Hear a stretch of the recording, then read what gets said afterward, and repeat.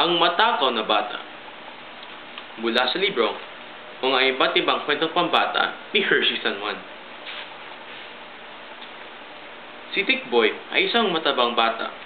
Mahilig siyang kumain ng mga candy at tsokolate. Hindi siya mahilig kumain ng mga gulay at masusustansyang pagkain. Pawang karne at mga pagkain matataba ang nais niyang kainin. Isang araw ay nakasakit si Tikboy. Nagpatingin siya sa doktor kasama ng kanyang ina. Alam mo, Tikboy, dapat mong iwasan ang sobrang pagkain ng tsokolate, candy, at mga pagkain matataba. Magdudulot ito sa iyo ng sakit. Lalo ka lang tataba.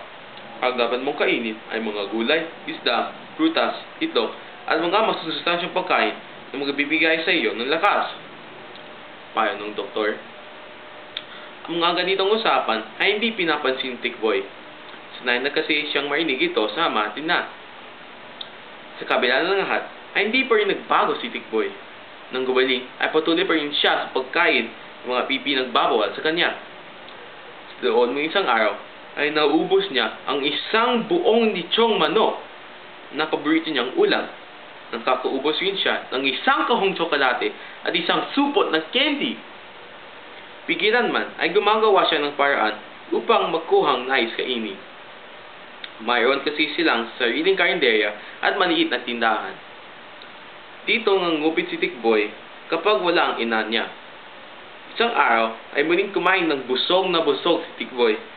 Dahil sa labis ng kabusugan ay napaduktok siya sa mesa at nakatulog. Nanaginip si Tikboy. Ang lahat daw ng mga paborito niyang pagkain ay nakahain sa isang malaking mesa. Takam na takam raw siya sa nakahain mga pagkain. Nang napitan niya ang mga ito para kainin, ay biglang naging halimaw ang mga ito. Ang manok ay lumaki nang mas higit pa sa kanya. May dala itong mahabang lubid para siyang sakalin. Ang tsokolate ay nakakaroon ng nakakatakot na itsura.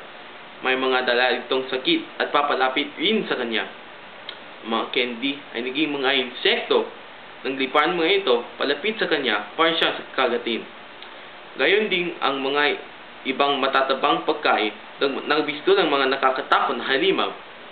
Ang mga ito ay papalapit na kay Tikboy para salakayin siya. Naiyan na kami! Ikaw naman ang aming kakanin! Wika ng mga nakakatakot na halimaw. Sigaw ng sigaw si Tikboy. Walang ano-ano. Ay lumapit ang kanyang ina at ginising siya. Laking pasalamat niya dahil panaginip pa lang lahat. Ang panaginip na ito ang nagturo ng malaking leksyon kay Tikboy. Mula noon ay kumain na siya ng gulay, isda, prutas at iba pang masusustansyang pagkain. Iniwasan na niya ang mga candy at tsokolate. Kumakain pa rin siya ng paborito niyang ulam, subalit paminsan-minsan na lang. Masayang masaya ang ina ni Tikboy sa pagbabago ng anak. Patuloy na nagbago si Tikboy sa kanyang ugali sa pagkain. Lahat ng masusustansya ay kinakain na niya. Nagpasalamat siya sa ina at sa mga itinuturo nito sa kanya. Nangako siya itong susunod na sa lahat ng mabuting bagay na inuutos. Ang mga pagkain matataba ay nakapagdudulot ng karamdaman sa tao. Dapat itong iwasan upang humaba ang buhay. Huwag din natin ugaliin kumupit ng pagkain sa kusina. Hingi tayo ng permiso sa ating mga magulang. Palaging sinasabi ni Tikboy sa kanyang mga kamag-aral na mahilig ding kumain. Wakas.